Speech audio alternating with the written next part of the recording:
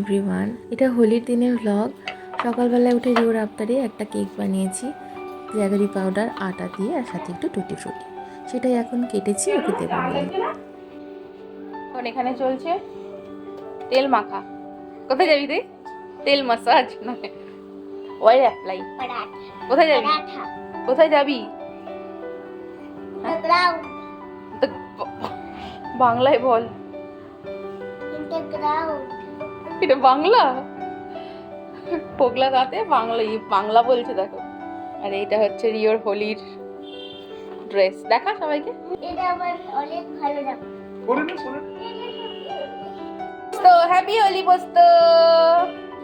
ভাই যাচ্ছে নিচে রং খেলতে, তাই তো?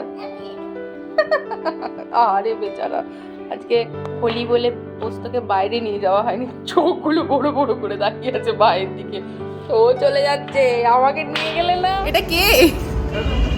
রং মাখবে না বলে ভয়ে পালিয়ে এসেছিল। দেখো ময়ূর হয়ে ঘুরে বেড়াচ্ছে, তাই তো? হাতটা ওরকম কেন? ওটা জল রংটা। ও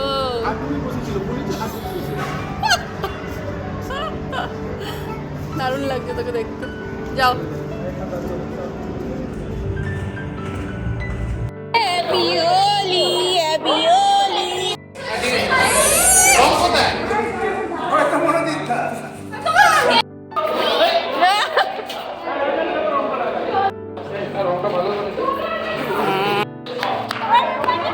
না আমার দিকে করিস, আমার ফোন আছে হাতে।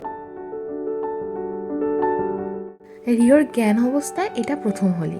এর আগে ছোটবেলায় একবার খেলেছিল, বাট সেটা মনে নেই। তো এখানে বাচ্চাদের সাথে দলে পড়ে প্রথমে ভয় পেলেও তারপরে কিন্তু প্রচুর মজা করেছে। দুপুরবেলায় সবাই যে যার বাড়িতে খেলেও রাত্রিবেলায় কিন্তু আমরা সবাই মিলে একসাথে কমিউনিটি হলে পিকনিক করেছিলাম। মনোজিৎ এই পিকনিকে অ্যাক্টিভলি পার্টিসিপেট করেছিল বহু বছর পর। রান্না বান্নায় অনেকটা হেল্প করেছিল, আর রান্নাগুলোও কিন্তু দুর্দান্ত হয়েছিল। ভাত, মটরশুঁটি দিয়ে আলু ভাজা, সবজি দিয়ে মুগের ডাল, চিকেন কষা, চাটনি, মিষ্টি। ছোট কমপ্লেক্সে বাড়ি নেবার মনোজিতের একটাই লক্ষ্য ছিল যে এই সমস্ত অনুষ্ঠান, অকেশান, গেট টুগেদারগুলোতে যাতে আমরা সবাই খুব মজা করে কাটাতে পারি। কিন্তু এমন কিছু ঘটনা আমাদের সাথে ঘটে যার জন্য অনেকের সাথেই আমাদের দূরত্ব তৈরি হয়।